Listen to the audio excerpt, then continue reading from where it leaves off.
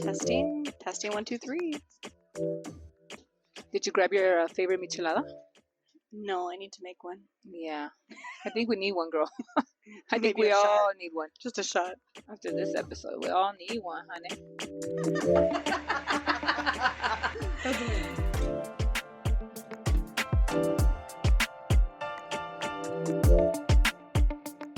Hey, what's up? Welcome to Heal, Laugh, and Rise Up. I'm Jessie, your badass, two-time cancer fighter, soul work mentor, and your favorite Latina. We're here to talk about our traumas and how we use them to grow, honey. I'm Amber, a chemo nurse by day, caretaker to my husband by night, all while being a scrunchy mom. So grab your drink and pull up a chair. Let's get into today's miracle and shit show. I want to talk about who you are. Because I don't normally call you Yessie. No, you call me Jessie. I call you Jessie. Like- That's how I met you. Like 90% of the people call me Jessie. Then 90% of the people think that my name is Jessica. So my father named me after a gypsy. Did you know that? I know that. You told me that before. Yesenia was the name of a novela, which is what's novela in English? Like a Soap. What is it? Soap opera? Yeah, soap opera. But he spelled it with a Z instead of an S. So when people would pronounce my name, they would say Yesenia. Oh, that's why you don't like Yesenia. Yezzy. Yesenia. You like So Yessie. they called. So then after that, my friends and family would call me Yessie. Yessie for Yesenia. And over the years, Yessie became Jessie. Jessi. So it's been a little confusing for me to, what do I call myself? What does your husband call you? Babe. Call me by my name? Jessie. Jessie. Yeah, because that's probably how you introduced yourself. Right. That's how you introduced yourself to me. But that person is no longer the same person I'm looking at right now. Oh my gosh. How long ago did I meet? Oh my gosh. I want to say 20 years. Like 20 years. How old? I would guess I was probably about 15 when I met you. And I'm 32 now. So I guess just under 20 years. Yeah. I think my earliest memory of you is about you were having a Sweet 16 party, and it was a cowboy theme. No, that was my 21st. What? Yeah, Sweet 16 was not at the house. No, it wasn't at the house, but they were getting prepared for your party. Did you have a party I had when a you were Sweet 16? 16, but it was very quinceañera style. And it was like an old jazz theme. What?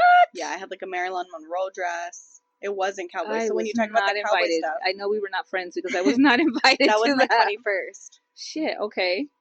So we met a long time ago as Jessie.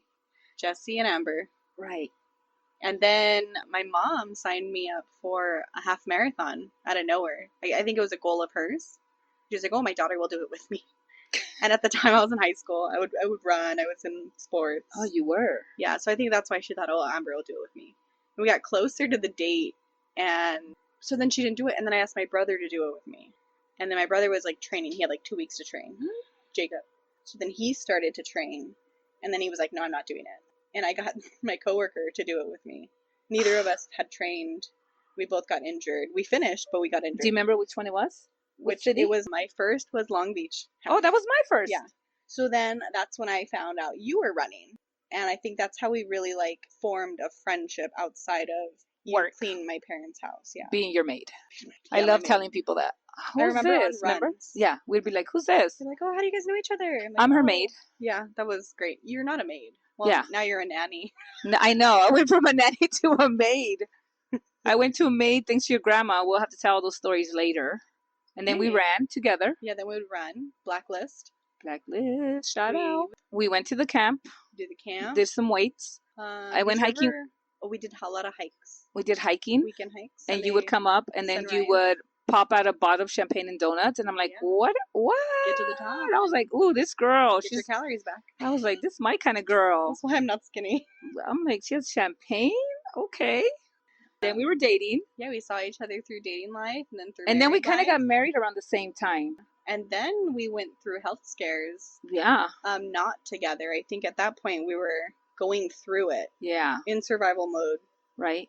At Trauma's around going. the same time. So we Going. couldn't really be there for each other. No. But second time around, we are now in each other's closer circle, Mhm. I think, which is Definitely. why we can be there for each other. And the fact that you have been one of the biggest supporters in my journey. Hmm. And the crazy thing is like we were always friends and acquaintances, but we were never close. Yeah, I think we've always been Like connected somehow, but never like in honestly, I each can say other's you're not circle. like my closest friend. No. I'm not your closest friend, No. which is so. But you're like family. But isn't it crazy how God just kind of makes everything fit like a puzzle? 100%.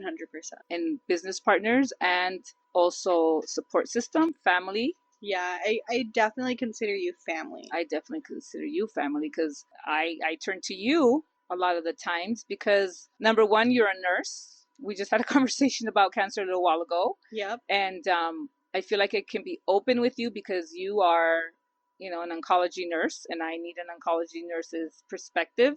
And the way you view cancer and work with cancer is obviously different than with my husband and my mom and my sisters. Everybody hears cancers, numbers moving. Oh shit, you're gonna die.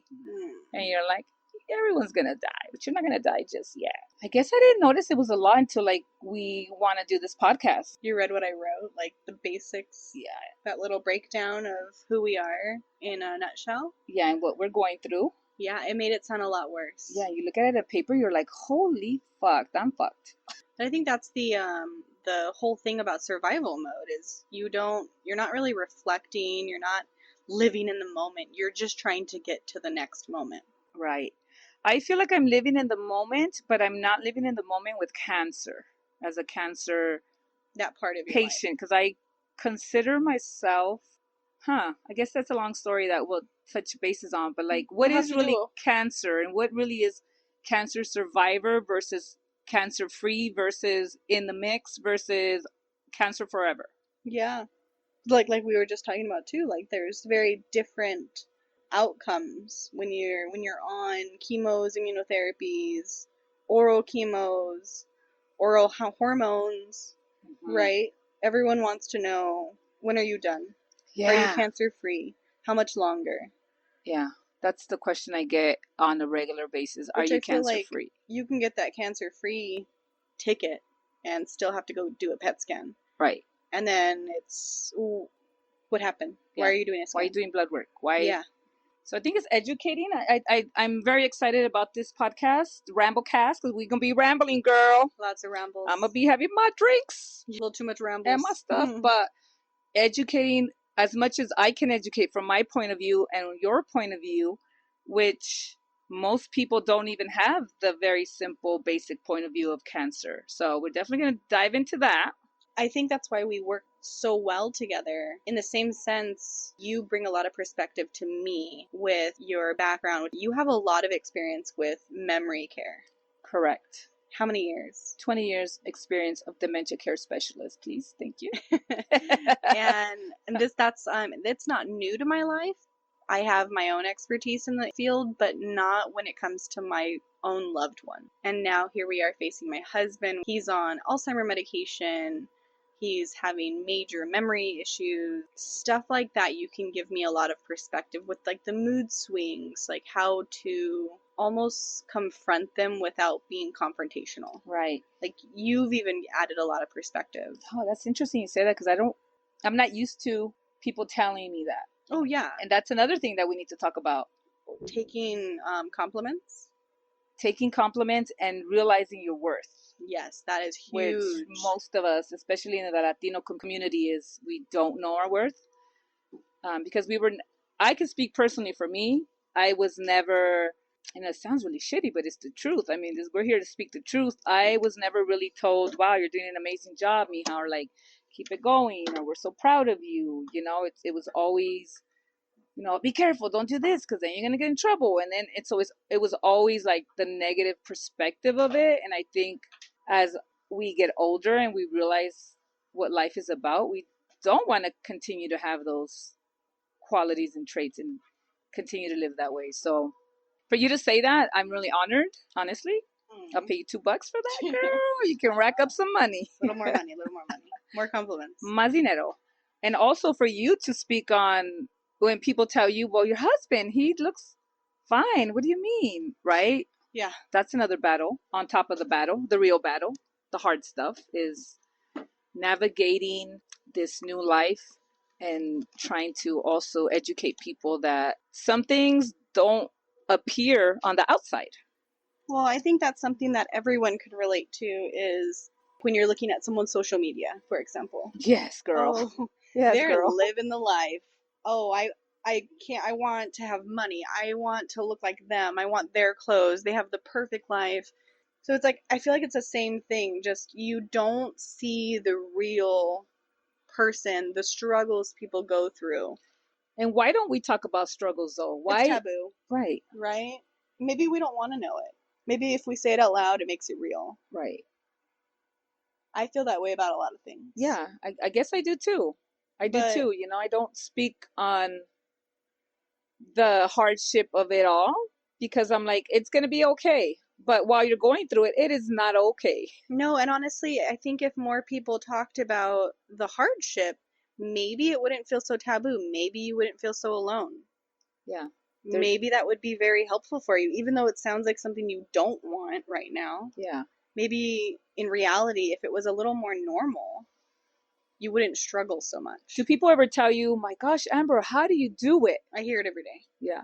Every day I hear that. Yeah. And I'm like, if only you fucking knew. Yeah. They ask me the same thing. Alcohol. How do you say alcohol, weed, edibles, smoke, blaze, adaptogens, blunts, adaptogens, lots of mushrooms, you name it. But yeah, I think it's time to be real and speak up and speak our story and talk about all the ugly stuff. Yeah. Because, I mean, no, really, like in reality, how am I doing? I don't know, but I have been. Mm-hmm. How did you do cancer twice? I don't know. Right? But maybe there's someone who thinks I don't know as well, and they're doing something else that's helpful, Mm-hmm. and we're doing something that's helpful, and if we shared, we would be doing even better. Yes, it's part of our healing. Yeah. That's what we got to rise, heal, laugh, do it all, girl. Do it all. Honestly. And I feel like it's a release for me. When I speak certain things out loud, I feel better. Yeah. Like right now, I check my numbers, I check lab work, that's always... and I spoke out loud, and I just released it. Good. And this is what this podcast is about, releasing. So you could say, if you're going through something traumatic currently, right, in the midst of it, mm-hmm, right? Not your old traumas that we're working on. No. But you're currently in survival mode, going through some type of hardship. Instead of bundling it up inside, mm-hmm, speaking out loud, writing it in a journal, getting it off your chest is helpful.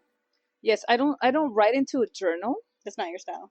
No, and I'll tell you why in another episode. But it's a funny thing and it's a weird thing, and I'm gonna tell you later. Yeah. There's so many secrets, girl. Yeah, I had a journal. I had a journal that I had for many years. I did journaling for a long time, and then I'm gonna tell you what happened. I look forward to it. It is a doozy. Can I say doozy? Doozy. Okay, yeah, that's doozy. I'll bleep you later. Doozy. Yeah, I mean, okay, so, I mean, I think that's a really good thing, and I think people, maybe that's something that people, oh, I've heard that, but I've never actually done it. It sounds so simple, just say it out loud, get it off your chest. Right. But maybe they've never actually tried it. Or, and now they can. Or Amber, I thought she was so strong, but she's telling me how she's getting through it, and they're like, I'm also, because I never want to feel like I'm better than anybody else. And so when I get praised on, when people tell me, how do you do it? You're so strong. You're so this. Yes, number one, God is the center of my life, and He is the one that sustains me through it all. But if I told you the reality of some of the things that I've gone through, it's almost like I'm saving people when I don't tell people. You feel like you're saving them. Not saving them, like, you know, como se dice, like protecting them. Yes. Yeah. Do you feel that way? Yeah.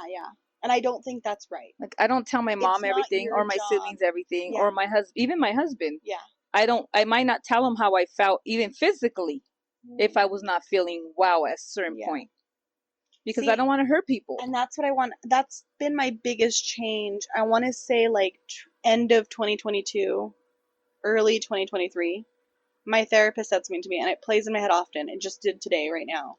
And she said, it is not your job to be in control of someone else's emotions and reactions to things. Right. Stop protecting them and start protecting you. Myself. Yeah. So what do we do when we are around that kind of, let's say, when now my head jumped into something else, some energy that is just bubbling and making it worse for me, how do I remove myself from the situation, or do I tell that person, you are just really making it worse for me? I think it depends, because for me, if that person's, like you said, your mom or your husband, I don't think I want to remove them from my life. Right. Right. Right. But if it's the neighbor, even though I might see this person every day, they're not necessarily important to me. Right. Maybe I'm not going to put the effort. I'm just going to remove them from my life. Or maybe remove yourself from that situation in that particular moment where you're just until you can collect yourself. Yes. Well, as long as you're doing it because of you want to collect your emotions, not their emotions. Yeah, not theirs. Correct. And then what I also found, because I'm still working on it, it's been over a year I've been working on this, and I found a lot of people don't react well to that. They don't. No. They do not, girl. And then it kind of makes your healing journey harder. Right. And maybe, you didn't mean to hurt their feelings by being so honest, but to say you have cancer. And then if you were to tell someone well, these are my numbers, these are the statistical outcomes or whatever. And if their response was just gosh, you're so negative. Bitch, cancer is negative. Yeah, there's nothing positive about it. My husband dying and me grieving over it, that's just fact. Right. However, I still skate around it sometimes with certain people. Yeah. When in reality, that's what it is. But you're oh, I don't want to seem so negative. Life is not black and white. I'm not telling you all I look at are these shitty numbers. Right. I'm telling you that's what I'm facing in this 1 minute of my life. Right. Am I thankful to be here? Do I feel like I'm going to be here for a lot longer? Yes. Am I thankful my husband's alive? Yes. Is he a different person who I don't even know? Yeah. Is that fun? No. Am I still thankful? Yes. It's not black and white. Right. But I feel like when you are that blunt, maybe they're yeah, you're just being negative. Or what is it called? The cancer muggles. Oh, yeah. Oh, just pray about it. You'll be fine. You'll be fine. Why are you sad? You're giving the number too much energy. Right. You're giving it too much thought. You're giving the cancer too much life. You're not going to get better because you don't think you're going to get better. Right. Oh, maybe to an extent, but fuck you. And I mean, I think through all the trauma, one of the things that I wanted to say is that when you were talking about where you might tell somebody, hey, in a loving way, this is just not, it doesn't fit me anymore. Yeah. And we grow and we change, hoping everybody grows and changes. Yeah. That's the goal in life, to improve and get better. And I think one of my models since I've started this whole journey, and I've told my friends and family, anything that comes out of my mouth is coming from a place of love. If it doesn't sound like it's coming from a place of love, it's because I'm still learning to it's kind of like you're switching the dial and how to translate what you're trying to say with love. Yeah. From someone who came from a very broken family, who I didn't really know. I came from a broken family. I know that my dad was a drunk. And then as I'm reading broken families and this and that, and I'm like, wait a minute, I came from a broken family. I have never said in my life I came from a broken family. I've always said my dad was a drunk. That was his problem. That was a him problem. Not realizing that it affects my whole entire being, how I am with people, how I, move through life. That's another topic. But from now on, anything that comes out of my mouth on this podcast is coming from a place of love. If I translate it and it comes out crappy, my bad. Yeah. No, it's interesting. So is that how you feel about your life? Yes. That you're coming from a place of love? Absolutely. When I'm talking and I'm offending people, it's really left and right, bitch, you this. So I love it. I've always been told, Amber, I come to you because I want the honest answer. You're not going to tell me what I want to hear. Really? I've always been told that. No one's ever told me that in my entire life. But I also piss a lot of people off. Well, yeah. And they'll say, oh, I have to I feel like I'm walking on eggshells. Why? Because I'm blunt? Because you're honest? No, because I was an asshole. About it. The way you would say it, right? Maybe I didn't mean to be I don't think I've ever meant to be a dick. Maybe in the moment, you piss me off, I want to piss you off back. That's very I'm sure I still do that, but I don't do that as much. I'm a lot more conscious of it. And I'm still blunt. I'm still honest. Do you think it's because of your traumas, the way you would deliver your Oh, sure. I've delivery? learned how to do things like that. Yeah. Right? And I learned how to hurt people because people were hurting me. Right. But I've learned now I don't like that. That shouldn't be me. I guess I didn't realize how many people hurt me in my life. Now that I said that, because I'm thinking And back. you, like, unintentionally want to hurt them back? Well, like, or no? We're like going to school. I was made fun of because I was so skinny and tall. And now it affects I guess I you didn't now. realize. I guess I didn't realize like those people were hurting me. Yeah. Like I can probably now give you a list of all the people who have hurt me. I'm gonna name you all, like, motherfuckers. Here we go. I'm gonna name them all. Oh, I saw one at the club, girl, when I was 21. Did I tell you this? Did you think about it? I saw him, and he came up to me, and this is elementary kid. I was in my 20s. I wasn't that skinny no more, honey. I had the butt and all the stuff I didn't really have before. I never had the boobs, but I had the butt. He went up to me and asked, he said, hey, blah, blah, blah, how you doing? Very mature. And I thought, oh, you little fucking son of a... And he asked me out. He asked for my number, and he was very nice. And I had to be very nice and say, I have a boyfriend. I didn't have a boyfriend at the time.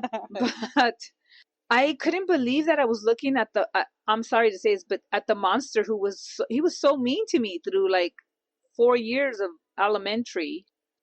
But talking about trauma, that's one example of how in my adult life, that little bit of trauma that this kid gave me still lingered, you know?